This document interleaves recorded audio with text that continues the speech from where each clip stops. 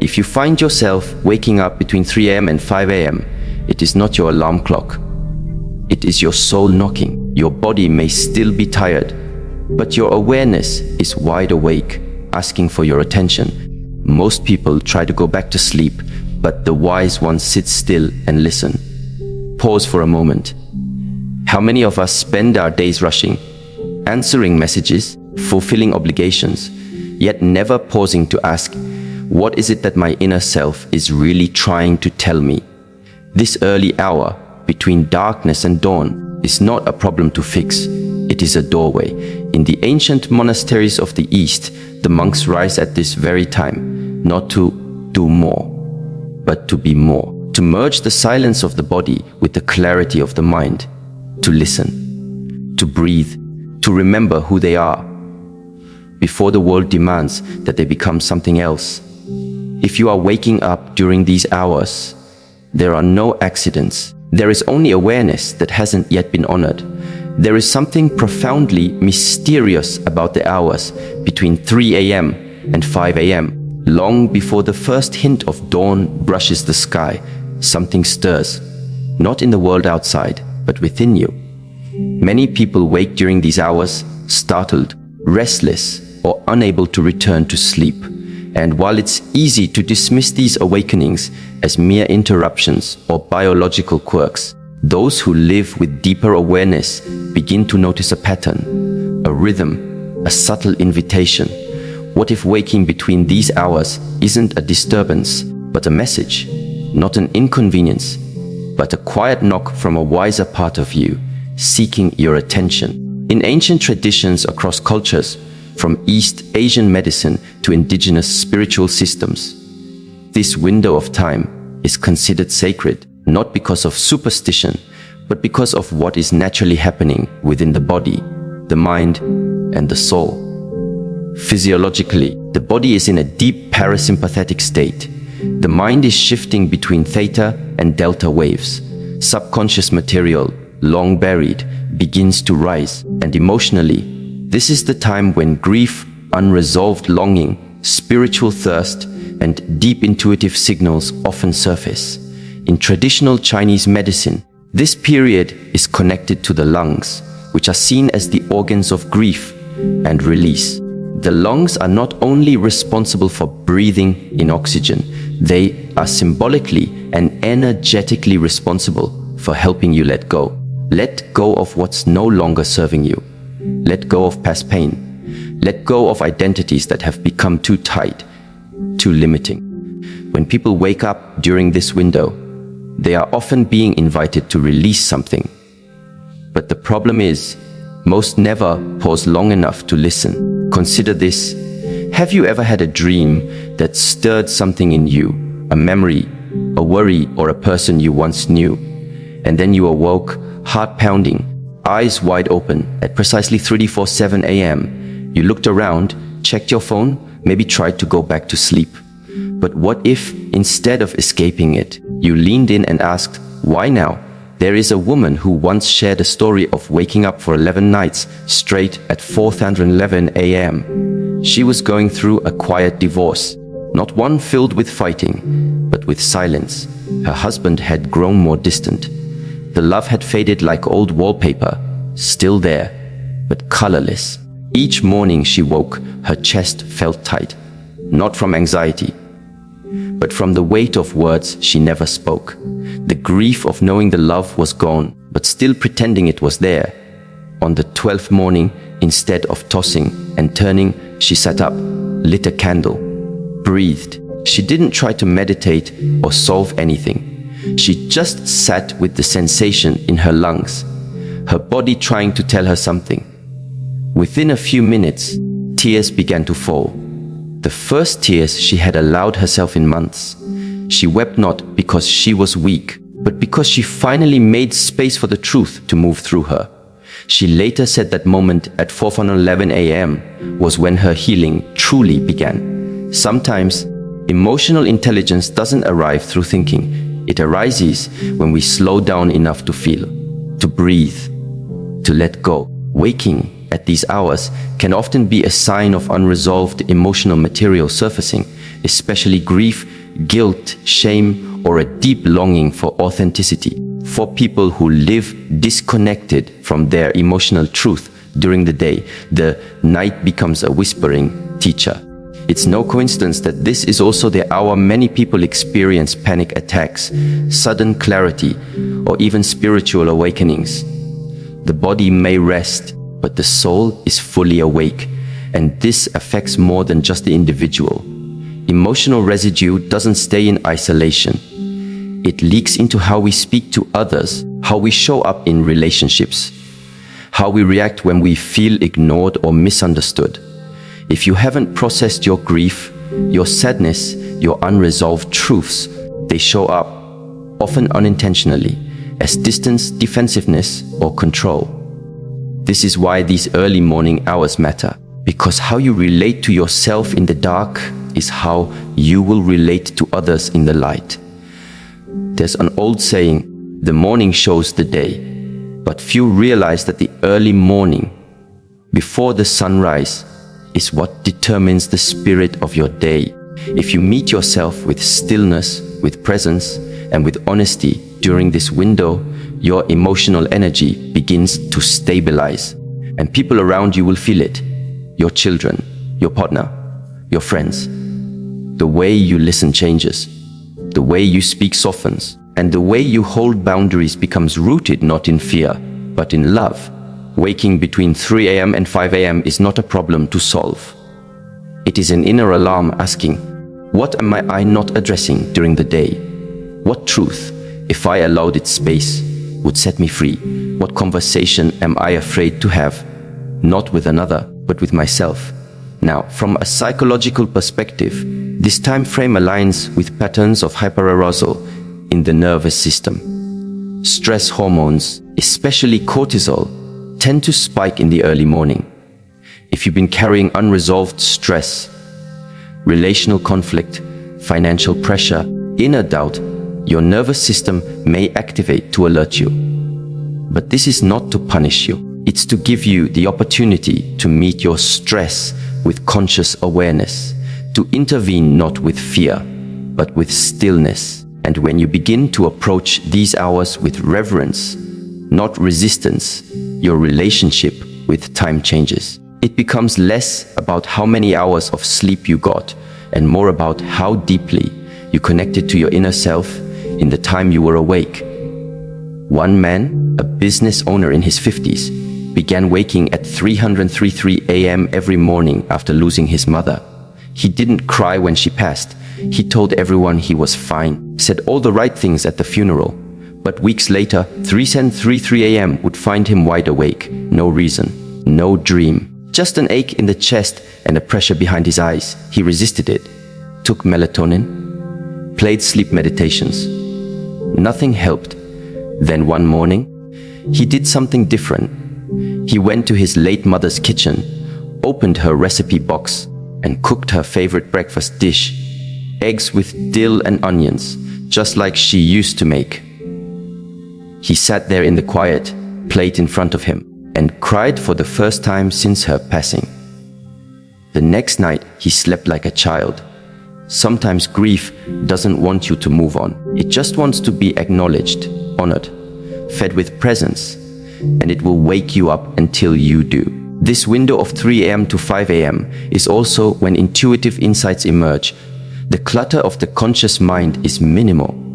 The subconscious speaks clearly. You may remember people from your past. You may suddenly feel clarity about a decision you've been postponing. Or you may sense that someone you love is thinking of you, even from far away. These are not hallucinations. They are signals. And the more emotionally attuned you become, the more you begin to trust this inner knowing. One woman, after waking at 4:20 a.m. for 3 consecutive weeks, remembered a friend she hadn't spoken to in over 20 years. She had no idea why this memory kept returning. Eventually, she reached out, only to find out her friend was in a hospital recovering from surgery and had been thinking about her every day. Their reconnection became a healing moment for both. When you ignore these awakenings, you silence the deeper intelligence that lives within you. But when you welcome them, even with quiet curiosity, you begin to open doors that lead to healing, reconnection, and transformation. Not only for yourself, but for the people around you. What often blocks us from hearing these messages is the expectation that healing should feel comfortable. But healing often begins in discomfort, in interrupted sleep, in heavy breath, in sudden tears, in the quiet pain of remembering something we've tried to forget. But what if these moments were not obstacles, but openings? Learning to sit in silence between 3 a.m. and 5 a.m. is not about becoming more productive. It's about becoming more present. Not for the sake of achievement, but for the sake of alignment. When you wake during these hours, your task is not to fight sleep, but to gently turn inward. Not to analyze, but to observe. Not to suppress, but to allow. Many spiritual traditions view this time as the moment when the veil between the physical and the unseen is thinnest. But even if you are not spiritual, consider the practical value. These are the only hours when the world does not demand anything of you. No emails, no conversations, no tasks, only you and the quiet voice within. What would happen if you began to treat this time not as an accident, but as an appointment? If you're in a relationship, the way you meet yourself in the early morning directly impacts how you meet your partner later. If you wake in a state of tension and react with resistance, you carry that unresolved emotion into every interaction. But if you choose to meet your 3 a.m. awakenings with softness, you begin to train your emotional muscles. You create a space within you that is capable of receiving emotion without panic.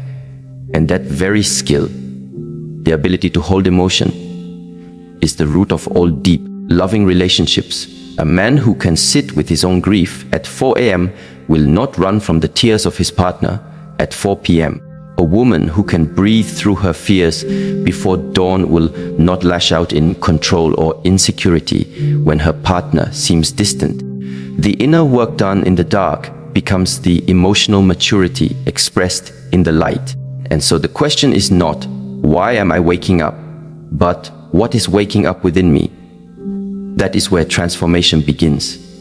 In the pause, in the breath, in the stillness between yesterday and tomorrow. And the more you listen, the more your body begins to trust you. Your emotions begin to soften, your mind begins to settle, and your heart begins to speak, not in noise, but in clarity. This hour does not belong to fear or to anxiety or to exhaustion. It belongs to the quiet power of presence, and it's calling you. If you wake between 3 a.m. and 5 a.m., the natural tendency is to assume that something has gone wrong. Perhaps your sleep cycle is broken. Maybe you're anxious. Or maybe your mind is overactive, your body restless. This interpretation, though common, is narrow. It assumes that these awakenings are symptoms of dysfunction, something to be fixed, silenced, or avoided. But in reality, what often appears as disruption is actually communication, a message from the deepest parts of your inner system, from your nervous system, from the self you usually silence during the day. The nervous system, after all, is not just about stress and relaxation. It is the highway of emotional signals, the bridge between mind and body. And when you're awake in those early hours, it's not just because of external noises or random dreams. More often than not, it's because your nervous system is trying to speak to you, not through words, but through sensation. This time window between 3 a.m. and 5 a.m. often aligns with increased cortisol secretion. Cortisol is commonly referred to as the stress hormone, but it's far more complex. Cortisol is also a signal of anticipation. It tells your body to prepare, but prepare for what? In healthy cycles, it prepares you for the day, waking, movement, interaction.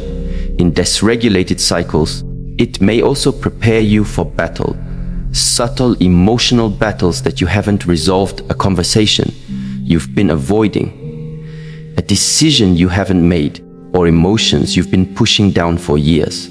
When you wake up during these hours, your nervous system is not attacking you. It's alerting you. It's saying something in your emotional world is asking for space. You may not know exactly what it is, but if you resist the awakening with frustration, you miss the opportunity to listen. The body speaks in whispers first, and when the whispers are ignored, they become symptoms. There's a young woman who worked in a high-pressure environment, leading a corporate team, managing clients, putting out fires every day. She believed she was fine. Her days were productive, her evenings filled with responsibilities, but she began waking up at exactly 3 a.m. every night. Her chest would tighten, her thoughts would race, not about anything specific, but about everything. Instead of resisting, she chose to sit with a hand on her heart and simply breathe. No techniques, no goals, just breath and presence. Within weeks, she began to realize what her body was showing her. She was lonely, not in a dramatic way, not in the absence of people, but in the absence of real connection. She had spent so long being the strong one, the capable one, that no one thought she needed emotional support. But her body did. Her nervous system was carrying the weight of years of silent endurance. And in those early morning hours, when no one else was asking anything of her, her body finally had the chance to speak. Sometimes the most powerful thing you can do at 4 a.m. is not go back to sleep.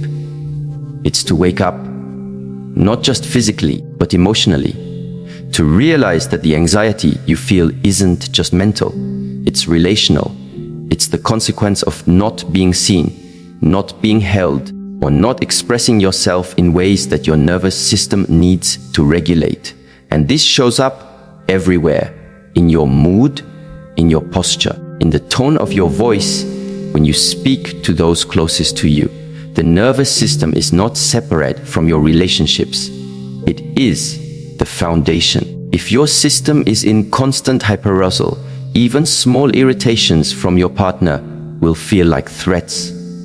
You'll misinterpret a sigh as judgment. You'll hear silence as abandonment. You'll take space as rejection. Not because your partner has changed, but because your inner world is on edge. Conversely, when your nervous system feels safe, regulated, heard, grounded, your perception of others softens. You're less reactive, more curious, less defensive, more open. That's why these early hours matter. It's a chance to reset the tone of your internal world. Not through effort, but through attention. And the most potent tool for this is not complicated. It's breath. Breath is the original medicine. It's the only function in the body that is both voluntary and involuntary. You breathe automatically, but you can also control it. That means your breath is the direct bridge between your conscious and unconscious states. When you wake up between 3 a.m. and 5 a.m., you have a unique opportunity to use breath not just to calm yourself, but to re-pattern your entire emotional energy for the day ahead. Try this. Instead of getting frustrated, place one hand on your abdomen and one on your chest. Inhale slowly through the nose for 4 counts. Pause for 1 count. Exhale through the mouth for 6 counts. Repeat, but don't rush. Don't try. Just observe. This simple act begins to shift your body from sympathetic see, fight or flight to parasympathetic see, rest and digest. It tells your body you're safe, you're home, you're listening. And when your body feels heard, it softens. When it softens, your thoughts become clearer. And when your thoughts are clearer, your emotions become more honest. From this state, you can begin to access what the Shaolin tradition calls or silent cultivation. This is the heart of the next principle. It is the practice of being, not doing, of sitting in stillness, not chasing solutions, of letting the morning speak to you, rather than you speaking to it. In most of modern life, stillness is treated like a luxury, something you earn after work, something you might get during a weekend retreat. But in truth, stillness is not a luxury. It is a requirement for emotional maturity, especially in relationships. Because without stillness, we only repeat emotional patterns. We react instead of responding. We project instead of pausing. And we confuse our past pain with present moments. The early morning hours are fertile ground for stillness because there is no noise. The world is asleep. The demands are quiet. Your ego is tired, and your true self, the one that is rarely heard, can finally rise. One man, after the death of his brother, found himself waking at 3:50 a.m. every morning. He tried journaling. He tried praying. Nothing brought peace until he began a new practice, simply lighting a single candle and sitting in front of it. No phone, no music, just breath, presence, and the flicker of light. Over time, he began to notice a shift. His anger, which had been sharp and loud, began to dissolve, not because he pushed it away, but because he gave it space. The silence held him. It reminded him that pain does not need to be fixed. It needs to be honored. This is what silent cultivation offers, a container for your emotional energy to transform. When you create space without agenda, your emotions begin to organize themselves. The grief speaks softly. The fear shrinks in the presence of attention. The longing becomes a guide, not a tormentor. And in practical life, this changes everything. A woman who practices stillness each morning becomes less controlling in her relationship. She no longer tries to manage every outcome because she trusts her internal world. A man who breathes deeply at 3 a.m. becomes less reactive in conversation. He doesn't need to win arguments. He's already anchored. Parents who wake early and meet themselves in silence become more patient with their children. Not because they read a book on parenting, but because they have mastered themselves first. Stillness builds inner structure, and inner structure is what allows for external grace. You cannot pour emotional stability into your relationships if your own container is cracked. In a world that worships busyness, choosing silence is a radical act, but it is in that silence where wisdom emerges. You begin to understand not just what you feel, but why you feel. You see the roots of your behaviors. You remember old wounds. You catch yourself before you fall into familiar traps. And perhaps most importantly, you learn to be with yourself in the way you wish others could be with you. That is the quiet miracle of these early hours. They teach you to become the companion you've been seeking, not as a replacement for love from others, but as the foundation for love that can be received. Because if you are constantly afraid, if you are constantly avoiding your own inner world, even the most sincere love from others will be misinterpreted, deflected, or distrusted. But when you meet yourself, truly meet yourself, in the stillness between 3 a.m. and 5 a.m., you begin to trust again. Trust your body, trust your feelings, trust your instincts, and trust the relationships that are grounded, not in drama, but in shared presence. There is no need to chase insight. Just sit, just breathe, just allow. Silent cultivation is not about achieving something. It is about remembering something. Remembering that you are not your anxiety. You are not your trauma. You are not your past.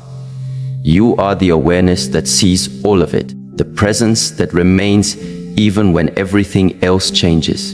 And when you carry that presence into the rest of your day, everything changes. You speak differently. You listen more fully. You forgive more easily. You say no more clearly. Not because you've become someone else, but because you've finally returned to who you are. In the still hours of the early morning, the world offers you a secret gift, the chance to come home to yourself, not with noise, not with effort, but with breath and listening. There is a deep wisdom held in the body, one that most people never learn to access. in the early morning hours, when the world is still asleep and the distractions are silent, that wisdom rises to the surface. But unlike the loud voice of thought, the body speaks through sensation, through stillness, through quiet gestures that often go ignored. To awaken during this time is not only a call to the mind and emotions, it is a call to the body itself. A call to move, not with intensity, but with intention. The body, especially after sleep, holds onto the remnants of the previous day. Emotional impressions, stress responses, dreams, and even conversations that left you unsettled can remain stored in your posture, your breath, your joints. This accumulation isn't visible like dirt or dust, but it is felt. You might wake up with a tight chest, a heaviness in your back, or a subtle clenching in your jaw without fully realizing where it came from. But when you begin to move your body gently during this time, stretching, practicing Qi Gong, walking in stillness, you begin to release these invisible burdens. What you release physically is not separate from what you release emotionally. There was a woman in her 60s who had spent most of her adult life prioritizing others. Children, a husband, aging parents. Her schedule belonged to everyone except herself. But after they all left or moved on, she was alone. That's when the early awakenings began. At first, she thought it was hormonal. Then she believed it was just age. But in truth, it was something deeper. Her body had become accustomed to carrying weight it no longer needed to hold. The emotional roles she had played were now gone, but her body didn't know how to let them go. She began, quite simply, to stretch. 10 minutes every morning. Slow, conscious stretches. She would raise her arms above her head, circle her shoulders, roll her neck, and do gentle spinal twists. With each movement, she breathed out, almost as if sighing out years of emotional labor. Over time, those 10 minutes became sacred. Her body began to soften. Her sleep began to improve. But more importantly, she started to relate differently, with more presence, more authenticity. Movement was not just about health, it was about freedom. This is the power of gentle morning movement. It doesn't force anything, it invites, it allows. It reminds you that your body is not just a tool for productivity, it is a home for your spirit. And when you move that home with grace, with breath, with reverence, you begin to feel alive in a way that no cup of coffee can replicate. This principle is even more important in relationships. When your body is tense, your communication becomes tense. When your shoulders are tight, your words often come out rigid. When your breath is shallow, your patience is short. But when you begin your day with movement that releases this tension, you carry into your relationships a different energy, one that is spacious, grounded, and safe. People can feel it, even if they don't have the language to name it. A partner feels more comfortable around someone who breathes slowly, moves with intention, and makes eye contact with presence. Children feel safer around parents whose bodies are open and calm. Even difficult conversations become more manageable when the body isn't fighting itself. There's a man who used to wake up with such tightness in his chest that he often mistook it for a heart problem. Doctors found nothing wrong, but his body told a different story. He was holding years of suppressed resentment toward his father, whom he never confronted. Each morning, his body remembered the unsaid words, the withheld anger, the unmet need for approval. When he began incorporating a simple Qi Gong routine, just 15 minutes of slow movement and breath, something began to shift. The tightness didn't vanish overnight, but it no longer ruled him. He started speaking more openly with his partner, stopped avoiding hard conversations, and eventually wrote a letter to his father, not to send, but to say the words his body needed to release. Emotional stagnation is not just a mental issue, it's a physiological reality. What the mind resists, the body stores. And what the body stores eventually leaks into how you live, how you love, how you listen. That is why early morning movement is not a luxury. It is a necessity. Especially if you want to live with clarity, courage, and compassion. You do not need an hour. You do not need a complex routine. You only need your breath, your body, and your willingness to begin. Roll your shoulders. Twist your spine gently. Breathe into your hips. Walk barefoot if you can. Each movement is a declaration. I am here. I am listening. I am willing to feel. These moments will shape the emotional foundation of your day, because the way you move your body is the way you begin to move your emotions. If you move with grace, your words carry grace. If you move with softness, your boundaries become firm, but not harsh. If you move with awareness, your relationships become more conscious. The energy you begin with is the energy you carry. And the energy you carry is what others feel, even if they never say a word. This brings us to something deeper. Once your body is engaged, once your system is clear, there's a truth that emerges. Your emotional state in the early hours is not just personal, it is relational. It affects how you interact, how you love, how you forgive, and how you protect your energy. Modern neuroscience confirms what spiritual teachers have always known. The emotional tone you set within the first few hours of waking wires your brain's neurochemistry for the rest of the day.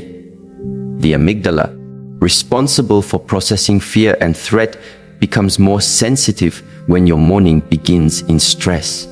The prefrontal cortex, which governs empathy, focus, and decision-making, becomes more accessible when you begin your day in calm awareness. This is not abstract. It is deeply practical. Imagine waking up and immediately reaching for your phone, scrolling through news, social media, messages. Your mind is flooded before your breath is even steady. You enter a state of reactivity, and every interaction that follows is filtered through that lens. Now imagine something different. You wake, you breathe, you stretch, you move with care, you sit with silence. Maybe you write down one clear intention for how you want to show up. Not in what you'll do, but in who you'll be. This simple act rewires your brain. You begin to create a space inside you where reaction no longer rules. From that space, you can choose your words. You can regulate your emotions. You can speak with clarity instead of defense. A mother who begins her day in centered awareness responds to her child's tantrum not with shouting, but with presence. A husband who begins his morning grounded and still walks into conflict with his wife, not with walls, but with openness. A woman navigating heartbreak starts her day not with anxiety, but with inner anchoring, and she finds that her self-worth is not dependent on whether someone stays or leaves. Your morning emotional state is a mirror. It shows you what you have cultivated in your inner world. And the good news is that it can be shaped not by changing circumstances, but by changing rituals. Not by adding more, but by being more intentional with less. One woman in her late 40s, struggling with the collapse of a long-term relationship, began to write a single sentence every morning after waking. Not about what happened, not about blame, just a sentence that described how she wanted to feel. At first, it felt silly, but over time, she noticed something profound. That sentence became a seed. It shifted her posture. It changed the way she walked into conversations. And eventually, it helped her forgive. Not because the other person changed, but because, as she had, your nervous system, your body, your breath, your emotions, they are not separate parts. They are a symphony, and the early morning hours are your chance to conduct them with intention. When you do, the music of your life changes. The way people experience you changes, and the way you experience love, connection, and intimacy deepens. There is nothing complicated about this. It does not require you to wake up at 4 a.m. every day for the rest of your life. It simply invites you to pay attention, to move when the body asks, to listen when the heart whispers, to choose presence over distraction.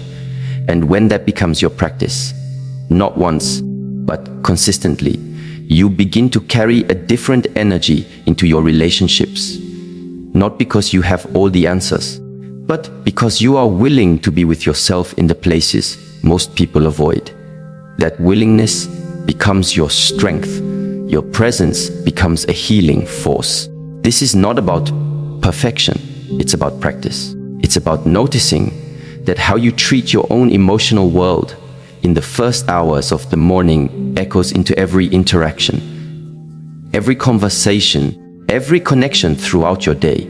And when your morning is rooted in clarity, movement, stillness, and truth, the rest of your day becomes an extension of that inner integrity. People around you may not know what you did at 4:30 a.m. They may not see the breath work, the journaling, the stretching, the tears you let fall. But they will feel the results. They will feel the way you look them in the eye. They will sense your groundedness. They will trust you more. And you will trust yourself more, because you've learned not just how to wake up, but how to stay awake. Not just to the world, but to the truth of who you are. So when you find yourself waking between 3 a.m. and 5 a.m., understand, it is not a mistake. It is a quiet invitation to return to yourself. Your body, your emotions, your energy are trying to guide you, not away from rest, but toward awareness. In those silent hours, you are offered a rare space where the mind is soft, the heart is open, and the soul is ready to speak. If you choose to respond, even gently, even with a single breath or a moment of stillness, you begin to rewrite the story you tell yourself each day. You begin to meet your life not with exhaustion, but with clarity, not with resistance, but with reverence. And in doing so, you carry into your relationships a presence that cannot be faked, a calm that cannot be shaken, and a love that begins with how deeply you choose to honor yourself. Let the early morning awakenings be your practice. Let them be the moment you remember who you are before the world asks you to be anything else. Because how you meet yourself in the dark is how you will lead yourself in the light.